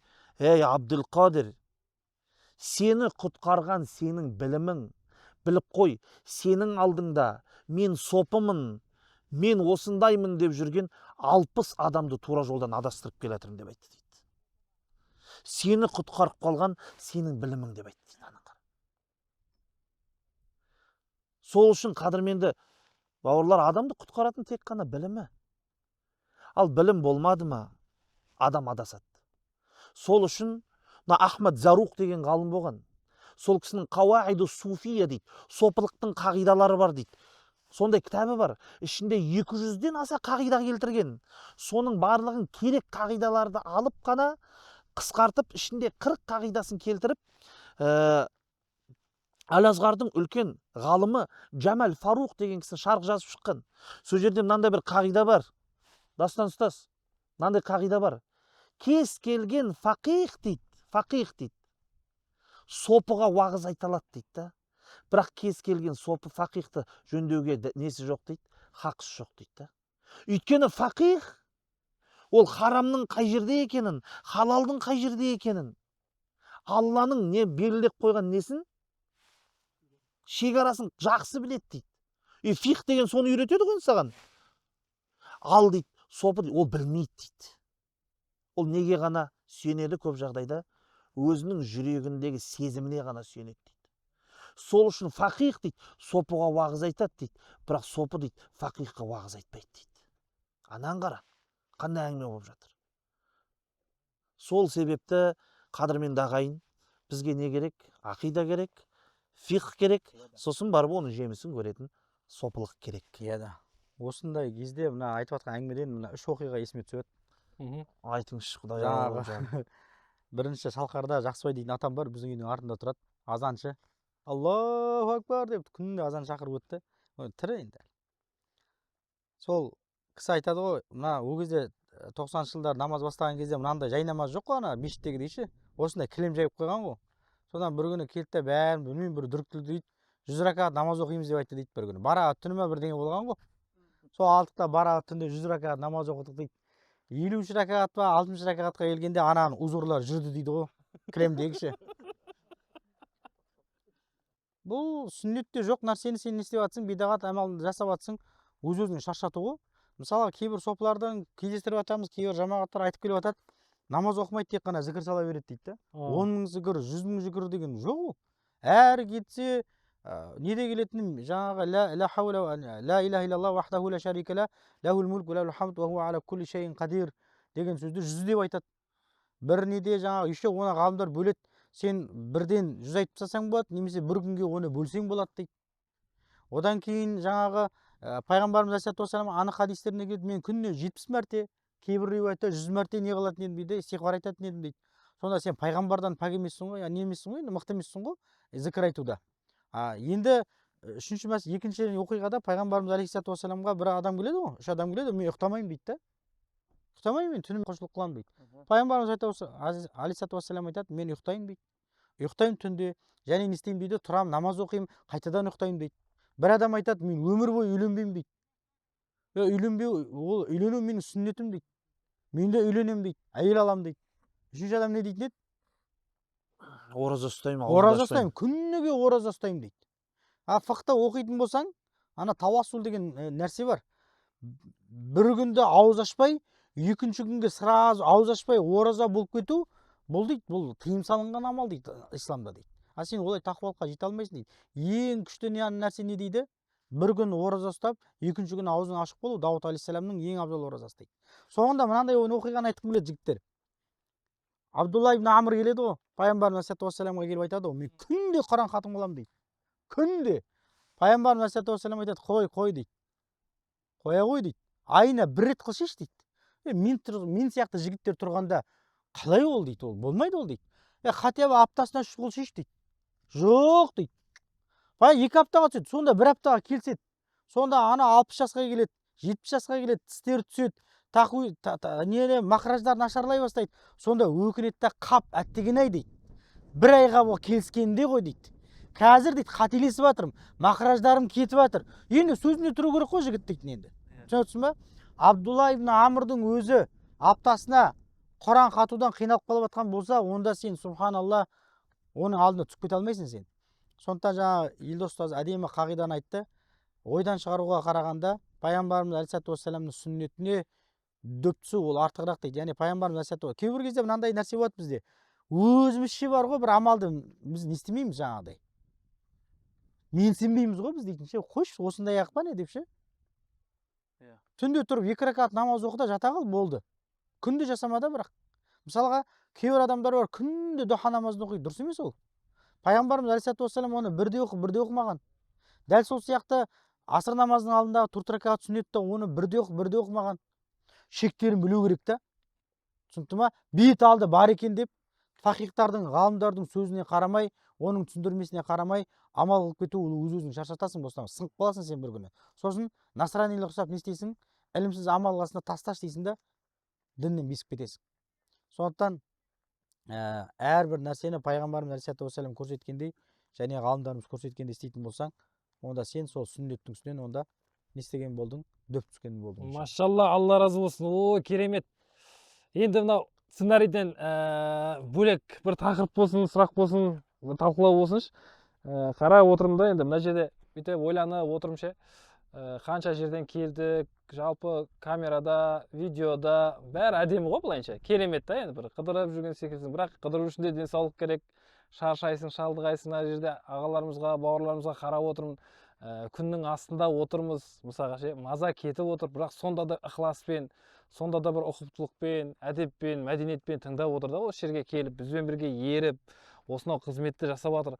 Жалпы осы кісілерге де бір жігері болсын, осындай ықылас үшін, осындай өздерін шаршаса да осындай бір білімге деген құштарлық үшін жалпы не дейді шариғатта? Сол туралы айтып кетейік та, сосын келесі тақырыпқа өтеміз да. Егер бұл кісілердің ниеті ілім болса, алудағы мақсаты, біз өзінің бір рухани сапарға барып, келіп жатқан осы кішігірім ұстаздардан бірдеңе біліп қалайын, соған амал қылып қалайын деп келетін ілім деген сапармен шығатын болса, онда ол жәннаттың жолында кетіп бара жатыр. Және ол қалай кетіп бара жатыр? Жәннатқа жететін жеңіл жолмен кетіп бара жатсыңдар да, иншаллаху тағала. Аллах тағала айтады, пайғамбарымыз алейхиссалату вассалам айтады, кімде-кім бір жолға шықса, ол жолда ілімді талап ету үшін шықса, Аллах тағала оның жәннатқа баратын жолын жеңілдетіп қояды дейді. Бір хадистерде айтады, екінші хадистерде оның не дейді? Табанның астына періштелер қанатын жаяды деп айтады. Егер сен білім үшін болатын келсең, сен әрбір жаңа өттік қой, тастың қастан өттік, остановканың қастан өттік, қырдан өттік, балшықтан өттік, судан өттік, Құдай-ау ненің қасынан өтпедік, барлығын қасынан өтіп кеткен болса, пайғамбарымыз алейхиссалату вассалам айтып жатыр, сол жанды, жансыз, көзге көрінетін, көрінбейтін нәрселердің барлығы сен үшін не істейді? Арасында сен үшін истихфар дейді. Сен үшін кешірім тілейді дейді. Сен үшін не дейді? Құдайдың алдында сен үшін истихфар айтады дейді. Көрдіңіз ба? Сіз жай бұлай қиналуменен не айтасыз? Сіз өзіңіздің әжіріңізді аласыз. Мынандай нәрсені қара да. Ана қазақта сөз бар да, жеңілдің астымен не дейді? Ауырдың үстімен дей ма? Сен шаршамай, шалдықпай, үлкен сауапқа ие бола алмайсың. Бір күні Айша анамызбен омыраға шығады, салқын тиіп ауырып қалады. Айша дейді. Айша жаңа айтады, хайызы келіп қалады еще оның. Айша анамыздың настроениясы болмайды. Бұлданады. Әйел адам ғой енді. Айша дейді. Расында сенің алатын әжірің дейді. Сенен шығатын шығынға қарай, сенен шығатын машақатқа қарай, сенің шаршауыңа қарай дейді. Сен қаншалықты шаршасаң, сенен қаншалықты шығын шығатын болса не дейді? Сен сол әжірді алатын боласың дейді. Мынау біздің көріп жатқан қиыншылығымыз ештеңе емес. Мен сіздерге бір қиыншылықты айтайын ба? Осылай сахаба хадис жазатын, хадис риуаят ететін заман бар ғой, риуая мәселесінде. Дирая дейміз ба? Риуая заманында. Өстіп 2-3 сахаба шығады, 2-3 ғалым шығады, ілім талап қылу үшін. Сөйтеді да балық сатып алады ғой. Енді Куфа жақ, оя жақ ыстық қой. Балық сатып алады. Балықты енді жейін деп жатық дегенде, пәленше деген шейх келді. Пәленше деген хадисті оқытқанда балық тастады да келді дейді. Тамақ ішпей дейді, ас ішпей, тек қана намаз оқып, су ішіп дейді. Бір аптадан кейін қайтып келдік дейді, хадис жазып дейді. Бір білесің ба? Имам Бұхариға келіп, Имам Бұхариді сынайды ғой, жаңа мен айтып ораламыз қазір. Имам Бұхари келген ғой. Келсе дейді, жаңа мына жерлердің бәрі Имам Бұхари ғой, бір жаңа несі жоқ, дәптері жоқ, ручкасы жоқ, байқадың ба? Иә. имам Бұхариге келіп тиіседі ғой, неғып жүрсің дейді ғой, қолында дәптерің жоқ, ручкаң жоқ дейді ғой. Имам Бұхари тұрады да 16.000 хадисті жатқа айтады дейді ғой. Бір мәжілісте 16.000 хадисті. Ана екі кісі айтады ғой, біз сынап жүрсек кімді? Алдық та қателерімізді дұрыстап алдық дейді ғой. 16.000 хадис оқитын болған дейді. Ана кісілер қайтып келсе, балық сол жатыр дейді, сол орнында сасып кеткен дейді, құрттап кеткен, шіріп кеткен дейді. Амал жоқ, басқа жейтін тамағымыз қалған жоқ дейді біздің дейді. Ана алдық та балықты жедік дейді. Ілім жолында осындай келетін қиыншылықтарға осы сабыр еттік дейді. Аллах Тағала оларды қандай мақамдарға, қандай дәрежелерге, қандай атақ даңқтарға шығарды. Білесіз ба? Имам Науауи рахимахуллаху рахматан уасиа, өмірде үйленбеген, бірақ Аллах Тағала оған сонда үміт берді, оған әрдайым тарахум айтатын. Рахимахуллаху рахматан уасиа. 40 жасында өледі. Вешілка болып қалады, апарық болып қалады. Білесің ба қалай? Ибн Салахтың медресесіне келеді ғой. Сен бекер қойдың бұл сұрақты. Ибн Салахтың медресесіне келеді кішкентай жасында. Ол Ибн Салахтың дәрежесіне көтерілем дегенше қайтыс болып кетеді. Сөйтіп 17 жасына келеді. Адамдар айтады, мына Ибн Салахтың директордың кабинеті сен ғана лайықтысың деп Имам Науиға 17 жасында береді. Сол жерден шықпай 23 жыл сол жерде өмір сүріп сол кабинетте өліп қалады 40 жасында. Ана не дейді ғой, шеше әкесі дейді, ана Бәйтулмалдан алып келеді дейді, жаңағы сүмәләк па, ана бір не бар ғой, жарма сияқты, арпадан алып келеді дейді, жеп алшы деп айтады дейді, жемейді дейді ананы дейді. Сонда білесің ба қалай еңбек қылады? Ибн Салахтың жазып кеткен ана нелері бар, мақтутаттары бар, қолжазбалар. Соны әр жерге былай әлиф, бә, тә, сә деп қойып қойған дейді, былай дейді. Еңбектеп барады да ананы қарап келеді де жазады дейді. Еңбектеп барып қарап келеді де жазады дейді. Әкесі айтады дейді, жеп алшы десе, жедім ғой деп айтады дейді. Алып қараса дейді, солай желінбеген әлі тұр дейді. Мен мынаны жемеймін деп айтады. Неге десе, бұл ана күнәһарлардың кірі ғой бұл дейді, садақа дейді. Күнәһарлардың кірін жеуге болмайды маған дейді. Мен мынандай іліммен, нұрмен айналысып жатырмын дейді. Сонда 40 жасында, енді ол язбадан ба бірдеңеден кетті ғой енді. Бауырдан ба, оны Асқар аға білетін шығар, тамақ жемеген адамның қалай өлетінін.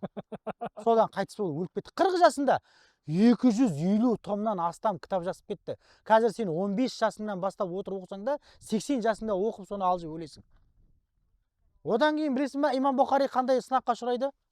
Өзінің сиқа деген, сенім деген енесіне бола қандай 1000 динарды не қылады, құрбан қылады білесің ба? Бір неде кетіп барады елді ұстаз. Жаңа кеменің үстінде кетіп баратады. Сол қасына бір пасық адам мінген ғой. Қараса жаңа кошелегінде Каспий голдында көріп қалған ғой, 1 000 000 теңге бар екен. Жаңағы бумада болмай ма, суфра дейді ғой. Содан 1000 динар бар екен, 1000 алтын ақша бар екен дейді. Содан көріп қалады да бір теңіздің ортасына келгенде, халайық, ұры бар, 1000 динарым жоғалды дейді ғой. Капитан корабля шығады, да ты что дейді, давай братский шмон сделаем дейді. Бәрін тексерейік дейді. Барады да тексереді, ешкімде жоқ 1000 динар. Таба алмайды. Соны таба алмайды, көңілге түсіп келіп ана имам Бұхаридан жаймен сұрады ғой. Жаңа 1000 динар қайда дейді ғой. Лақтырып тастады мен 1000 динарды дейді. Неге десе, ертең халықтың арасында имам Бұхари 1000 динарды ұрлады деген хабар жетеді. Мен мына теріп қойған 8000 сахи хадисімді ешкім алмай қояды ғой деп айтты дейді. Түсінесіз ба? Ал біз мұрнымыздың астындағы мешітке барып тәжвид оқуға шамамыз жетпей жатады. Сахабалар Жәбір ибн Абдилла, Абу Муса әл-Ашғари деген ғалымдар бір аяттың мағынасын білу үшін дейді. Бір аяттың мағынасы. Куфадан Дамаскке, Куфадан Мәдинаға сапар шегетін болған. Сапар. Абдулла ибн Масуд радиаллаху анху өлейін деп жатқанда не қалайсың? Көңілің нені қалайды дегенде айтты, ештеңені қаламайын. Ештеңе керек емес. Дзені дзеге тегізіп отырып, ілім алқасында болатын сол ана бір сезімді қалап жатырмын. Сол бір кайфты, ләззатты қалаймын. Басқа ештеңе қаламайын деп айтты дейді. Егер сен сол білімді алу үшін сенің жолында келетін бір неудобстволарға сен шыдамайтын болсаң, өзің дінің үшін тұрып бере алмайтын болсаң, онда сен мына ілім деген атаулыдан құр қаласың да. Ілім деген сондай такаппур, сондай бір алыс. Аллах Тағала айтады, мен ілімді алысқа жасырдым, оны адамдар жақыннан іздейді дейді. Мен ілімді аштыққа жасырдым, адамдар оны тоқтықтан іздейді дейді. Ал ілім алу, ұйқыңды қиып ілім алу деген ол жихад қой, жихад фи сабилилла. Білесің ба? Ғалымда ана тәмхидте мынандай бір Абділбардың тәмейілінде мынандай бір сөз келеді. Ол кісі айтады, мен бұның асылын ұмытып қалдым, жаттауымнан айтып жатырмын дейді. Имам Мәлик бір ғалымға хат жазады. Адамда Аллах тағала ризықты қалай бөлетін болса, адамдарға да солай амалды бөледі дейді. Елді ұстаз ораза ұстаудан мықты, Ерекең Құран оқудан мықты, Асқар ұстаз садақа беруден мықты. Әр нәрсеге бөледі. Бірақ та дейді, Имам Мәлик айтып жатыр, бірақ та дейді, бұл амалдардың ішіндегі ең абзалы, ең көркемі, Аллаға ұнамдысы ол білім беру және білім алу дейді. Білім беру және білім алу дейді. Сондықтан сен қандайда бір ілімнің жолына шыдап беретін болсаң, тұрып беретін болсаң, және сол ілімге сен амал қылатын болсаң, білесің ба, саған қандай сюрприз бар, білесің ба? Имам Раджаб әл-Хамбали рахимахуллаху рахматан васиға мынандай бір сөзді келтіреді. Кімде кім ілім алатын болса дейді, сол ілімге амал жасайтын болса дейді, Аллах тағала оған білмейтін ілімдерді, басқа бір ілімдерді не істеп қояды дейді? Нәсіп етіп қояды дейді. Сен мына ілімге амал қылшы, ілім алды амал қылшы, Аллах тағала саған басқа ілімдердің есігін ашып қояды саған. Мына ілімнің алған құрметі үшін сен. Түсініп отырсың ба? Сондықтан егер кімде кім ілім алатын болса, оған сүйінші. Оған сүйінші. Дейді ғалымдарымыз айтады. Түні бойы қиямда тұрудан дейді. Намаз оқу деп айтпайды. Сәжде қылу, рукуққа бару деп айтпайды. Түні бойы қиямда тұрып, ілімнен бір бап үйрену дейді. Бір бап үйрену дейді. Одан да артық дейді. Ертең дейді, қияметте дейді, мұжахидтердің қанымен уламалардың сиясын таразға салады дейді. Сонда уламалардың сияда тұрған тарасы ауыр басады дейді. Сонда шахидтер айтады дейді, Аллахым қайтар мені өмірге. Мен мына дүниеден қайтып ғалым болып өтіп, қайттан ғалым болып сенің алдыңа келейінші деп айтады дейді. Түсінікті ма? Анау абидтан дейді, алим артық дейді. Неге білесің бе?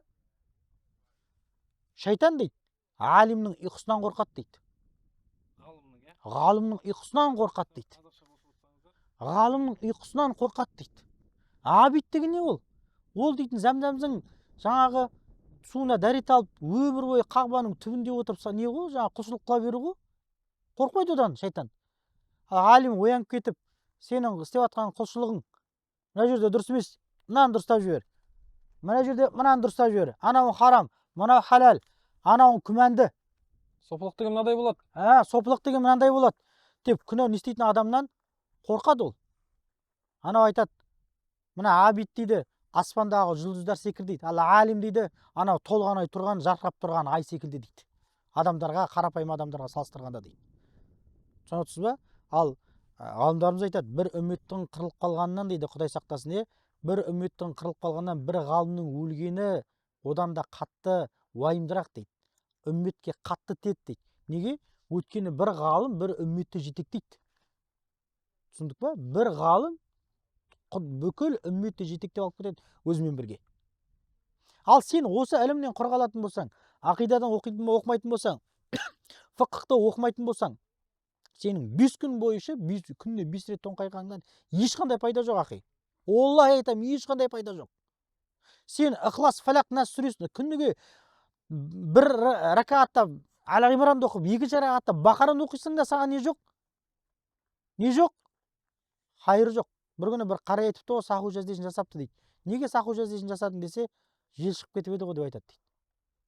Жел шығып кетіп етсе, сен намазың дұрыс емес деген сөз ғой.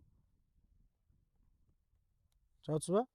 Сондықтан құрметті бауырлар, мына жерде болып жатқан жел, күнге қарамай, ұйқысын қиып, осы ілімнен бірдеңе алып қалам дейтін адам болатын болса, ол Аллах тағаланың назарында сен дұға қылып қал. Қатысты ғой, Әлбетте, лайк басып, жаңағы комментарий жазып, қарбаластың арасынан тыңдап жатыр ғой енді оларды. ірікке шығаруына сен не істеп болсаң, сол үлесте боласың сен, иншаллаху тағала. Сондықтан құрметті бауырлар, шаршамаймыз иншаллаху тағала. Алда қайда әлі қабір бар, қиямет бар. Алда әлі не бар еді ғой, ұстаз. Қалай еді? Қайрақты бар еді ғой. Соған барып алайық. Иншалла. Ұстаз, сіз ше, қоспайсыз ба ештеңе? Жоқ. болды ма? Жалпы енді хроника нормально болып қалыпты ше, біз уже 1 сағаттан астам, 1,5 сағатқа жақындап қалды. Мына жігіттер сигнал беріп жатыр еді. Батареямыз немізге байланысты бұл жерде енді сәл техникаларымыз өзінің жаңағы зарядталып келген дүниесімен жасап жатыр ғой. Бір сұрақпен, бір тақырыппен қорытындылайық. Сосын иншалла сәл демалып келесі ары қарай подкастымызды жалғастырамыз. Жалпы біз анау сұрақтар бағана айттым ғой, осы қоғамның елдің арасында жүргеннен туады көбінесе деп. Өткенде бір Көкшетауға Дастан ұстаз екеуміз барып қайтқан кезде бір жігіттің айтқан ойы еді. Содан кейін ұстаздарға соны айтып едік, ары қарай алып кетті да. Мына қонақ күту, мынау қонақ пен күтушінің арасында бұл бір бөлек әңгіме. Қонақ күткендегі бауырлардың арасындағы бір махаббат жайлы айтты да. Жаңа олардың жақындасуы, сол жерде олардың бір ерекше бір-біріне деген дүниесі, сол туралы да бір қозғасақ иншалла әдемі болып кетеді. Еді. Жалпы Қонақ күтудің жалпы әдебі, сол туралы да қозғалсақ иншалла. енді негізінде бұл өте бір үлкен тақырып. Оның ішінде жаңағындай имам Ғазали Ихия Улумуддинде біраз әдептерді, нелерді қозғайды мысалға да. Бірақ жалпы басынан айтатын болсақ, қонақ күту деген өте үлкен сауапты іс қой. Мен әрдайым айтатын оқиғам бар. Бір күні пайғамбарымыз саллаллаху алейхи уассаламаға бір қонақ келеді. Бірақ пайғамбарымыздың үйінде өкінішке орай ол қонаққа жаятын дастарханы, яғни тамағы болмай қалады да. Қараса үйінде енді жоқ қонаққа беретін тамақ. Сол кезде пайғамбарымыз сахабалардың арасына шығады да айтады: бәленше деген бір құдай қонақ келіп тұр, қайсыларың барсыңдар деген кезде бір сахаба тұрады да: я Расулалла, мен қонақ қылайыншы деп айтты дейді. Болды дейді, ана кісілерді ана кісінің үйіне жібереді. Сөйтіп ана кісілерде сөйтсе өздері де қиналып тұр екен. Үйлерінде қатты тамақ жоқ. Үйіне әйеліне барып айтады: балаларды ертерек жатқыз дейді. Тамақ жейтін кезде шамды өшіріп қой дейді. Жанып тұрған оттарды өшіріп қой. Тамақ өйткені аз да, біз ішіп жатқандай кейіп танытайық, бірақ тамақты қонақ жесін дейді. Қонаққа деген құрмет пе? Құрмет. Солай істейді. Қонақтары тамақтарын тойып жейді, ұйықтайды, таңертең шығарып салады. Таңертең шығарып салып, енді ештеңке болмағандай жүрсе, пайғамбар саллаллаху алейхи уассалам манағы қонақ күткен сахабаны қолынан алып айтты дейді ғой: Алла сенің кешегі істеген ісіңді біледі дейді. Және де Алла сенімен разы болып жатыр дейді. Және де сенің сол ісің соншалықты Алла тағалаға ұнады, сен жайлы аят түсіп қойды дейді ғой. يؤثرون على أنفسهم ولو كان بهم خصاصة ومن يوق شح نفسه فأولئك هم المفلحون. Олар дейді, өздері мұқтаж болса да өзгелерге бере алатын бір адамдар бар дейді. Кім өзінің нәпсісін сараңдықтан босатса, міне сол адамдар құтылды деген. Сен туралы аят түсіп қойды ғой дейді. Мені қонақ күтудің қаншалықты үлкен сауабы. Сосын ана бір оқиға бар ғой, бұл оқиға ұмытта болып қалған шығар. Халықтың арасында еске түсірейік. Бұны да Жасұлан ұстаз айтқан. Бір шатаспасам, естеріңізге түсірейін, Түркия мемлекетінде болса керек. Борысында ауыл болады да. Сөйтсе, ауылдың шетінде андай не болады? Бүкіл машиналар жүретін жол болады. Болады ғой өз, машиналар жүретін жол. Именно сол жолдың жанында бір үй болады да ше. Сөйтсе, сол үйде бір молдекең тұрады екен. Сол ауылда бір күні бір кісі қайтыс болады. Сөйтсе, араққа сәл әуестігі бар, сәл жақындығы бар бір кісі екен да. Сөйтіп сол кісі қайтыс болады. Ауылда ешкім ол кісінің жаназасын шығарғысы келмейді дейді. Сөйтіп жаңағы жолдың шетінде тұратын молдекең шақырады дейді: ей молдеке, басқа ешкім жоқ, сен шығаршы деп. Мен бірден айтайын, шариғат бойынша адам Құдайға сеніп, өзі пайғамбарға сеніп қайтыс болса, яғни исламға сеніп қайтыс болса, мұсылманмын деген сенімде, ол мұсылман болады. Ол қандай күнә жасап қойса да. Просто кейбір кездерде бір елде, ауылда сондай әдеттерді істейтін ғой. Әдейі жаңағы күнәні тоқтату үшін әдейі жаназаны шығармайды да кейбір кісілер. Тақуа бір ауылдар болады сондай. Енді жаңағы жолдың шетіндегі имам шақырып келеді ғой, шығара салыңызшы өтініш деп. Сөйтіп жаңағы жолдың шетіндегі имам келіп не істеді дейді, жаназаны шығар дейді, оқыт дейді.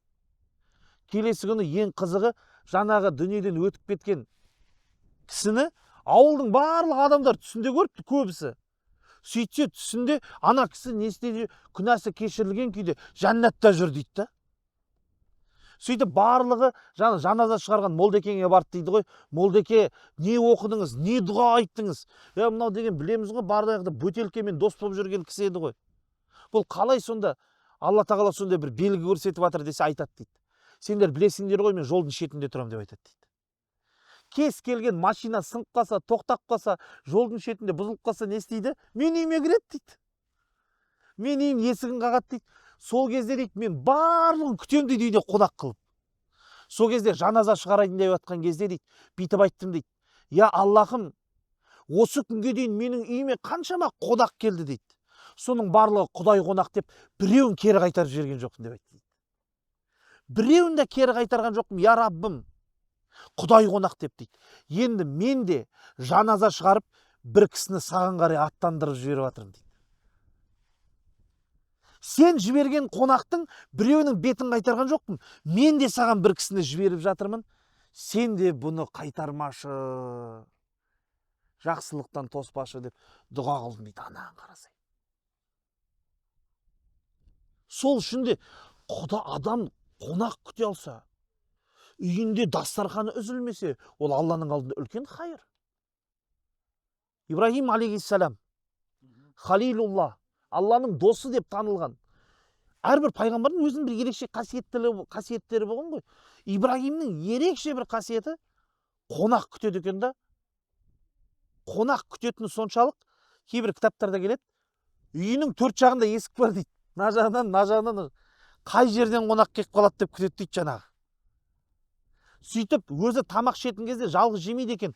Барады да бір-екі жерден алыстау жер жүріп келеді екен. Біреу бар ма екен, менімен бірге тамақ ішетін деп. Жалғыз тамақ ішпейді дейді. Сөйтіп бір күні дейді, бір 70 жастағы бір кісіні дейді, үйіне қартайған бір кісіні дейді, үйіне ертіп әкеліп келді. Сөйтіп екеуі тамақ жейін деп жатса, Ибрахим алейхиссалам, ал бисмилля деп жеп жатса, анада не бисмилля жоқ дейді, ұрып жатыр дейді жаңағы. Ибрахим айтады тұр, бисмилляң қайда? Мен Құдайға сенбеймін ғой деп айтады дейді. Сонда кімсің? Мен отқа табынатын мәжусимін деп айтады дейді. Ибрахим айтты, кет бар құр үйден. Мен мұны апа-жөптер үйге әкеп отсам деп үйден қуып жіберді дейді. Үйден кетіп қалғаннан кейін Алла тағала Ибрахимге мынандай нәрсе айтты дейді ғой. Ибрахим, сен неге оны үйден қуып жібердің? Неге оған тамақ бермедің? Я Аллахым, ол мәжуси ғой, отқа табынады ғой десе, отқа табынып жүрсе де 70 жыл бойы мен оны тамақтандырып келе жатырмын ғой деп айтады дейді. Сен неге тамақтандырмайсың? Ибрахим, болды, я Раббым, түсіндім деп, ана кісіні қайттан жетектеп, кешірім сұрап, үйіне әкеліп, кіргізіп, тамағымды жеш, өтініш, ағаттық кетіп қалды менен деп, көңілін аулап әйтеуір тамағын жегізеді ғой. Сол жаңа тамақ жеп біткеннен 70 жастағы шал сұрады дейді жаңағында ақсақал. Не болды десе, Раббым мені сені қуып жүрген үшін сөкті деп айтты дейді. Сені тамақтандырып жүргенін айтты дейді. Қандай сеніміне қарамастан. Маған осындай нәрсе айтты десе, сенің Раббың қандай керемет, мен сенің дініңді қабылдаймын деп айтты дейді. Қараңызшы, қандай керемет. Сол үшін қысқаша айтқанда, осындай бір қасиеттер, үйімізге берекеттер, жақсылықтар келіп тұрса десек, үйде қонақ күте білуде өте қатты маңызды, өте қатты маңызды. Мынау бізде енді сіздерде білмеймін, бізде арқа жақта етті қатты жейді енді. Оны мен өзім дәлел шығармын сол. Бізде ет, қазы деген енді жарықтық шіркін. Арқадан көше керек ауызса сізге. Сол жақтан көшіп кетпесем, мынау вес қайтатын түрі жоқ. Бізде Дархан деген имам бар ғой, тастан ұстас. Мені сіздерге өтірік маған шын. Бір күнде 6 құдай тамаққа барған ғой, 6. Ойбу, 6. Садақа кейбір жерлерде, Садақа деп айтады. Біреуде құдай тамақ 6 ауылға барады. Құдай-ау, мен айтам ғой, солай ғой анау ше. Шеке береді, құдай тамақ береді. Ет аса береді бізде. Енді олдан бөлек жаңа айтайын дегенім, сөйтсе бір кісі Астанаға көшіп кетіпті. Астанаға көшіп кетіп, бір күні сол Жезқазған жақтан бір кісі үйіне барған ғой енді. Сөйтсе жай тамақ істеп беріпті. Айтыпты, ене биыл соғым сойған жоқсыңдар ма деп. Жоқ депті. Соғым сойған жоқпыз. Балалар ет жемейді деп айтты дейді. Сол кезде ана кісі айтқан ғой, ей, осы жерден адастың ғой сен деп. Не болды десе айтты дейді.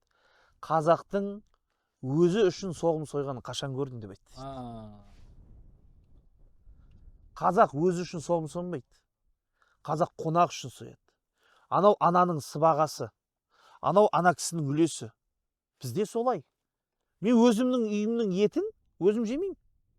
Мен біреудің үйіне барып ет жеймін да. А біреулер кеп біздің үйдегі ет жейді да. Біз осылай бір-бірімізбен сыйласқан халықпыз. Біз осылай бір-бірлерімізге. Біз ешқашан біздің әке-шешелеріміздің үйретіп кеткені ғой. Ешқашан қампит пішінәні өзімізге деп алмаймыз ғой. Қонақ кел, қонаққа деп айламыз. Тәрелкелерді айтшы, әдемі. Әдемі тәрелкелер өмір тамақ ішпейтін. Анау әркімнің үйінде бар шығар, анау бір балықтың вазасы болатын еді ғой, бір. Құдай, сол не үшін тұрған әлі білмей кеттік қой. Небір ыдыстар бар, өмір бақи сен онымен тамақ ішпейсің. Небір қасықтар бар, анау неден, чемодан ішінен шығатын. Қонақ келгенде ғана шығады ол. Небір вареньелар бар. Айта берсең көп. Иә, сол қарасай, бұл біздің мәдениетіміз ғой. Біз қонақты солай күтеміз. Және де біз үшін де басқалар сөйтіп дайындалады да. Бірақ Алла осы біздің біреу үшін кеңдігіміз үшін үйімізге деген берекетті берерін тауыспайды да. Осы мәдениеттен айырылмау керек қой. Машалла. Алла разы болсын. Машалла, Алла береке берсін.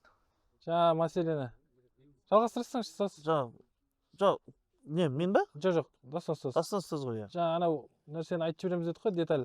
Қонақ күткендегі қонақпен күтушінің емес, мынау жамағаттың бір-бірімен ара қатынасындағы бір. Райымбек деген бауырымыз күтіп алды ғой бізді.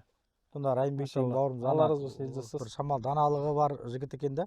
Сонда айтады да, осы қонақ келсе біз кейбір кезде жаңағыдай бір өзіміздің пендешілігімізге салып бір ауырсынып қалып жатамыз ғой. Бірақ анау келіп көмектеседі, мына ағайынның келіп көмектеседі. Сол кезде бір ағайындардың арасында бір ыстық ықылас, бір махаббат, бір сүйіспеншілік пайда болады дейді да. Мысалға мына жерге қарайтын болсақ, мына жерге Құдай біледі, бұл жаққа келмеген балдар да бар шығар. Бірақ біздің келген себебімізбен келіп қалып жатқан адамдар да бар да. Альхамдулилля. Қонақ өзінің несімен келеді? Берекетімен, сый-сияпатымен, өзінің ырысымен келеді ғой келетін қонақ. Жаңа пайғамбарымыз алейхиссалату вассалам айтып жатыр: "Ман кана юъмину биллахи вал яумил ахир фалюкрим дайфаху" дейді. Кім Аллаға және ақырет күніне иман келтірген болса, ол қонағын құрметтесін дейді. Бір күні мынандай оқиға деді пайғамбарымыз алейхиссалату вассалам заманында. Бір кісі көп қонақ күтеді екен. Содан келеді да жаңағы пайғамбарымыз алейхиссалату вассаламға шикаят қылады ғой, арызданады. Мына бәле болды үйдегі күйеуім дейді. Әкеле береді, бір демалыс жоқ дейді. Болды, онда бүгін сенің үйіңе қонақ болып барамын дейді. Болды, келіңіз дейді. Қонақ болып барады, 4-5 сахаба болып. Тамағын жейді, асын ішеді, суын ішеді, дұғасын қылады. Үйден шығып бара жатқан кезде ана кісіге айтады: "Бергел енді" дейді. Ана қарап тұр үйіне дейді. Үйіне қарап тұрған кезде қонақтар шыққан бойда дейді. Бұл хадисте келіп жатыр. Үйінен зиянкестердің шағатын, зиянкестердің барлығы үйінен шығып бара жатыр дейді. Бұл көзге көрінетіні бар. Көзге көрінетін зиянкестерді айтып жатыр. Көзге көрінбейтін аншама. Сондықтан зиян, бұл қонақ сенің ырыс несібеңмен өзінің ырыс несібесін жеп кету үшін келетін болса, сонымен қатар сенің үйіңдегі болатын зиянды заттардың барлығы несіне алып кетеді? Өзімен бірге артынан шығып кетеді екен. Қонақта неден күтеміз? Алланың разылығын алу үшін, тума-туыстық қарым-қатынастың арасын нығайту үшін, үшіншіден сенің үйіңдегі зиянкестерден құтылу үшін да. Алхамдулилля. Үш нәрсе екен да мынау. Алла разы болсын. Керемет, хикмет, даналық осылай ашыла береді. Енді әзірге Маңғыстау еліндегі подкастымыздың бірінші бөлімі осымен тәмам болсын. Келесі локацияға, келесі қонақтарға көшейік иншалла. Содан кейін сөйтіп жүре береміз. Құрметті көрермен, YouTube арнасындағы көрермендер. Енді білмеймін, өткенде Абылай Кенжалы ұстазбен болған подкастта айтып едік, сол кезде бір пәленбай мыңдаған комментарий қалдырдыңыздар, кейіннен айтпай қалып едік, комментарий қайтадан азайып кетті. Сіздердің комментарийларыңыз, лайктарыңыз біздің каналымыз үшін, біздің дамуымыз үшін өте үлкен маңызы бар дүние. Сондықтан лайк басыңыздар, қолдаңыздар, бөлісіңіздер. Жаңа шығарылымда жолыққанша. Ассаламу алейкум ва рахматуллахи ва баракатух.